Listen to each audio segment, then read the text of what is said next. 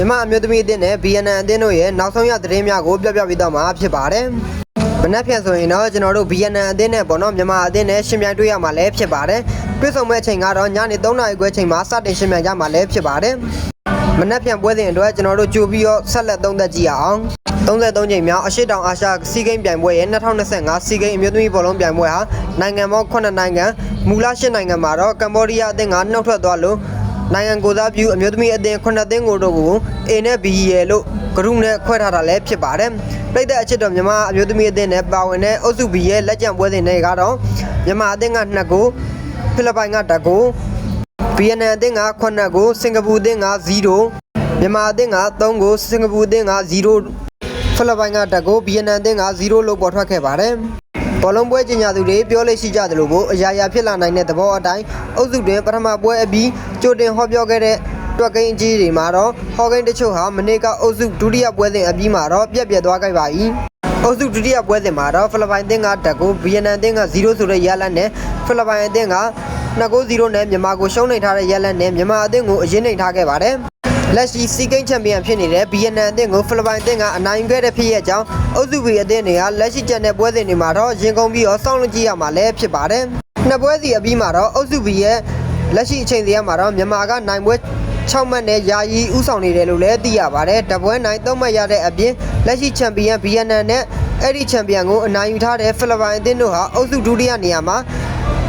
တတိယနေရာတို့ကိုယာယီရက်တက်ငါစီမီအိမ်မက်ချန်ပီယံအိမ်မက်တို့ကိုလက်ရှိဆက်လက်မခွင့်ရသွားတာလည်းဖြစ်ပါတယ်။နိုင်ပွဲ2ပွဲနဲ့ဇယားထိပ်ရောက်အုပ်စုပထမအသင်းအနေနဲ့လွတ်လွတ်ကျွတ်ကျွတ်စီမီတက်ခွင့်မရတော့တဲ့ပြင်မြန်မာအသင်းအတွက်အဆိုးအကောင်းတွေကဒွန်တွဲနေပါတယ်။မနက်ဖြန်ဒီဇင်ဘာလ17ရက်နေ့မှာ BNN အသင်းကိုအုပ်စုနောက်ဆုံးပွဲစဉ်ပြင်ရှင်ပြိုင်ရမယ်မြန်မာအမျိုးသမီးအသင်းအနေနဲ့လည်းလက်ရှိချန်ပီယံဆိုပြီးတော့ရှိန်နေစရာအကြောင်းမရှိတော့ပါဘူး။အုပ်စုပထမအဆုံးပွဲစဉ်မှာ BNN အမျိုးသမီးအသင်းဟာမလေးရှားအမျိုးသမီးအသင်းကို9ဂိုးပြတ်သွင်းယူခဲ့တဲ့ရလဒ်ကလည်းအဲ့ဒီရလဒ်နဲ့အတူအုပ်စု B ရဲ့ပြိုင်ပွဲတွေအပေါ်လက်ရှိချန်ပီယံခြေစွမ်းတွေအဖြစ်ပြတာကလူရှိန်မြင့်စေခဲ့တာပါတယ်။အုပ်စုပထမဆုံးပွဲစဉ်မှာတော့မြန်မာကို2ဂိုး1ဂိုးနဲ့အရေးနိုင်ထားတဲ့ဖိလစ်ပိုင်ကစီဂိမ်းလက်ရှိချန်ပီယံဖြစ်နေတဲ့ BNN အသင်းကိုနောက်ဆုံးမိနစ်မှာပဲဂိုးသွင်းကအနိုင်ယူလိုက်ပါတယ်။အဲ့ဒီဖြစ်ရဲ့ကြောင့်ကျွန်တော်တို့လက်ရှိ3သင်းလုံးကစီမီတက်ဖို့အတွက်အခွင့်အရေးတွေရနေတာလည်းဖြစ်ပါတယ်။မြန်မာအမျိုးသမီးနီးပြယူကီတက်ဆူရိုကပြောခဲ့တဲ့စကားတွေကိုပြန်ပြောရမယ်ဆိုရင်တော့ကျွန်တော်တို့မြန်မာအသင်းအနေနဲ့ဂျပန်နိုင်ငံမှာခြေစမ်းပြခဲ့တဲ့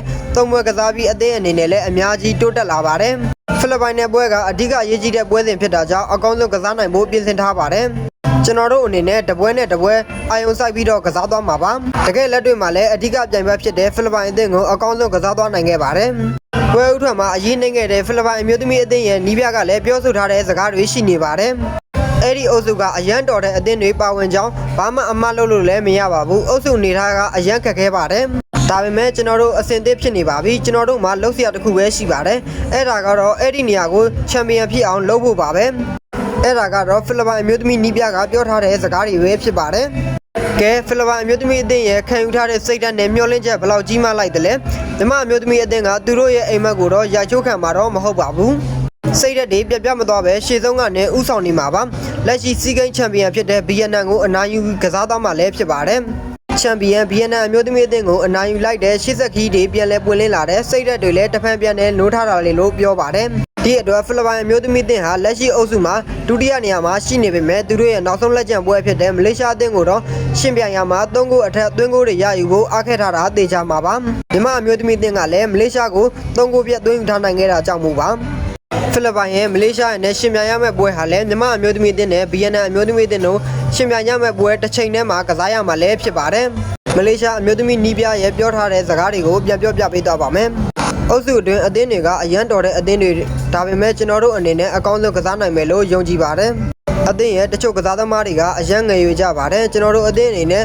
ခြေစွမ်းပြပွဲတွေကစားပြီးလက်တလောမှာတော့ဘင်္ဂလားဒေ့ရှ်ကိုအနိုင်ယူထားပါတယ်။အသင်းရဲ့လက်ရှိခြေစွမ်းကိုကျွန်တော်တို့ကျင့်တတ်ပါတယ်။မနက်ဖြန်ကစားမယ် BNN နဲ့ပွဲစဉ်မှာလည်းအမှတ်မထင်လုံးပြနိုင်မယ်လို့ယုံကြည်ပါတယ်။သူခမညာပွဲကြိုစကားကအချင်းကြီးဖြစ်သွားရှာပါတယ်။သူအသင်းက BNN ကိုမထင်မှတ်ထားတာလုံးဝပြနိုင်ပေမဲ့နောက်ဆုံးပွဲမှာဖိလစ်ပိုင်ကိုမထင်မှတ်ထားတာတွေလုံးပြနိုင်လိမ့်မလားစောင့်ကြည့်စရာတော့ကြံရှိနေပါသေးတယ်။နောက်ဆုံးအမှတ်ရတဲ့စကားကတော့လက်ရှိချန်ပီယံအသင်းရဲ့နီးပြချုပ်ပြောဆိုတဲ့စကားပဲဖြစ်ပါတယ်။အာဆီယံအမျိုးသမီးအသင်းတွေအနေနဲ့အများကြီးကိုတိုးတက်လာပြီးတသင်းနဲ့တသင်းလည်းခြေစွမ်းတွေကကွာဟနေပါပြီကျင်းမြောင်းလာတယ်လို့လည်းသိရပါတယ်။အုပ်စုမှာပါဝင်တဲ့အသင်းတွေကလည်းတောင်တင်းတဲ့အသင်းတွေပါပဲ။ ကျွန်တော်တို့အနေနဲ့ဘောလုံးပွဲတက်ရောက်ဖို့အတွက်ပွဲတိုင်းကိုဂရုစိုက်ကစားဖို့လည်းလိုအပ်ပါတယ်မြန်မာဖိလစ်ပိုင်အသင်းတွေကတကယ်ကိုကောင်းမွန်တဲ့အသင်းတွေလို့ဆိုပါတယ်ကောင်းမြင်တဲ့ရှုမြင်ချက်လို့ပဲအဲ့ဒီဗီယက်နမ်အသင်းရဲ့နီးပြချုပ်ကပြောခဲ့တာကိုသုံးသပ်မိပါတယ်စီဂိမ်းအမျိုးသမီးဘောလုံးပြိုင်ပွဲရဲ့အုပ်စု B ရဲ့နောက်ဆုံးပွဲစဉ်တွေမှာတော့မြန်မာနဲ့ဗီယက်နမ်ဖိလစ်ပိုင်အသင်းနဲ့မလေးရှားအသင်းတို့ပဲဖြစ်ပါတယ်ပွဲစဉ်တွေဟာဒီဇင်ဘာ17ရက်နေ့ညနေ3နာရီခွဲအချိန်မှာစတင်ကြမှာလည်းဖြစ်ပါတယ်အဲ့ဒီပွဲစဉ်မှာတော့လက်ရှိယာယီပထမနေရာရယူနေတဲ့မြန်မာအသင်းနဲ့ဒုတိယနေရာက32ကြိမ်မြောက်စီဂိမ်းအမျိုးသမီးဘောလုံးပြိုင်ပွဲရဲ့ချန်ပီယံဆုရရှိထားတဲ့ဗီယက်နမ်အသင်းတို့ပဲဖြစ်ပါတယ်အုပ်စုတတိယနေရာမှာတော့ဖိလစ်ပိုင်အုပ်စုနဲ့စတုတ္ထနေရာမှာတော့မလေးရှားအသင်းတို့ကကြန့်ရှိနေပါတယ်ဆိုလိုရင်းကတော့ကျွန်တော်တို့ဗီယက်နမ်အသင်းကိုအုပ်စုတွင်ရှုံးပွဲမရှိဘဲစံချိန်တင်ထားတဲ့မြန်မာအသင်းကစံချိန်ကိုဆက်လက်အောင်ပွဲခံဖို့ဥဆောင်မယ်လို့မျှော်လင့်မိပါတယ်ဒါဟာမြန်မာအသင်းခြေစွမ်းအပြင်12ဦးမြောက်ကစားသမားတွေရဲ့အားကိုလည်းယုံကြည်မှုမျှော်လင့်ချက်တွေထားရှိနေတယ်လို့လည်းသိရပါတယ်လက်ရှိအချိန်မှာတော့မနက်ဖြန်ကံမဲ့ဗီယက်နမ်အသင်းနဲ့မှာတော့အသင်းသူအသင်းသားတွေရောကျွန်တော်တို့မြန်မာနိုင်ငံမှာရှိတဲ့ပြည်သက်တွေရောအားလုံးကိုပါကျွန်တော်တို့ဗီယက်နမ်အသင်းကိုနိုင်မယ်ဆိုတာယုံကြည်မှုပြည့်နေရှိနေကြပါတယ်တစ်ဖက်ပွဲစဉ်မှာလည်းပဲမလေးရှားကိုဂိုးပြတ်အနိုင်ဖို့အတင်ထားတဲ့ဖိလစ်ပိုင်အသင်းဟာလည်းခြေစွမ်းတွေကလုံးဝတာနေတယ်ဆိုတာသိရသလောက်ပါပဲအဲ့ဒီလိုပါပဲလက်ရှိချန်ပီယံဗီယက်နမ်အသင်းကလည်းကျွန်တော်တို့သူ့သမိုင်းမရိုင်းစီရန်အတွက်မြန်မာအသင်းကိုလုံးဝအနိုင်ယူဖို့ကြိုးစားမယ်ဆိုတာအသေးချာသလောက်ပါပဲအဲ့ဒီလိုတက်နေတဲ့တစ်ချိန်နဲ့တပြိုင်နက်ကန်ကြမယ်အုပ်စု B ရဲ့နောက်ဆုံးပွဲစဉ်အုပ်စုထိပ်ဆုံးကမြန်မာအမျိုးသမီးအသင်းတွေကတာမန်ပွဲတစ်ပွဲမဟုတ်လာပါဘူးဒုတိယတတိယနေရာအသင်းကနှစ်သင်းလုံးကအရေးကြီးလုံးတဲ့ပွဲတွေပါပဲစီဂိမ်းအမျိုးသမီးဘောလုံးပွဲတွေရဲ့တမိုင်းတခြားအောင်မြင်ဆုံးအသင်းတွေကိုပြောရမယ်ဆိုရင်တော့ဗီယက်နမ်အမျိုးသမီးအသင်းမှာစီဂိမ်းကိုအမျိုးသမီးဘောလုံးပြိုင်ပွဲတွေမှာရွှေတသိန်းစုကို10ခုစုဘူးထားပြီးတော့ငွေတသိန်းစုကိုတော့2ခုကြေးတသိန်းစုကို1ခုဖြင့်ပြိုင်ဘက်တွေရဲ့အကောင်းဆုံးအသင်းတွေဖြင့်ရပ်တည်နေပါတယ်ဒီလိုပါပဲမြန်မာအမျိုးသမီးအသင်းကတော့လက်ရှိရှင်ပြိုင်နေတဲ့ထိုင်းစီဂိမ်းအမျိုးသမီးပြိုင်ပွဲမှာတော့တမိုင်းတခြားပထမဦးဆုံးရွှေတသိန်းစုရရှိဖို့ကြိုးစားသွားမှာလည်းဖြစ်ပါတယ်လက်ရှိအချိန်မှာတော့မြန်မာအမျိုးသမီးအသင်းကိုယုံကြည်နေတဲ့ပြည်သက်တွေအများစုကတော့ကျွန်တော်တို့အားပေးလျက်ရှိပါတယ်ကျွန်တော်တို့လက်ရှိအမျိုးသမီးအသင်းအနေနဲ့ကွင်းထဲမှာဘယ်လိုတွေလောက်ပြသွားမလဲဘယ်လောက်ထိကိုဆောင်ရွက်နိုင်မလဲရွှေတသိန်းစုကိုဘယ်လိုတွေစုခုသွားမလဲဆိုတာမနှက်ပြန်မှာကျွန်တော်တို့ပွဲမှာမြင်တွေ့ရမှာလည်းဖြစ်ပါတယ်ပွဲစဉ်ကိုကြည့်လို့ရမယ့်နေရာတွေကိုလည်းပြောပြချင်ပါတယ်အဲ့ဒီနေရာတွေကတော့ MRTV ဖို့မှာလည်းကျွန်တော်တို့တိုက်ရိုက်ထုတ်လွှင့်ပြသသွားမှာလည်းဖြစ်ပါတယ်ပြီးတော့ကျွန်တော်တို့နောက်ထပ် Facebook page တွေမှာလည်းကျွန်တော်တို့တိုက်ရိုက်ထုတ်လွှင့်ပြသသွားမှာလည်းဖြစ်ပါတယ် YouTube မှာဆိုရင်တော့အပြုံးကလေး sport ကနေတွားရောက်ကြည့်ရှုလို့လည်းရပါတယ်မြန်မာအမျိုးသမီးအသင်းဗီယက်နမ်နယ်ပွဲစဉ်မှာအနိုင်ရရှိပါစေလို့ဆုတောင်းပေးပါတယ်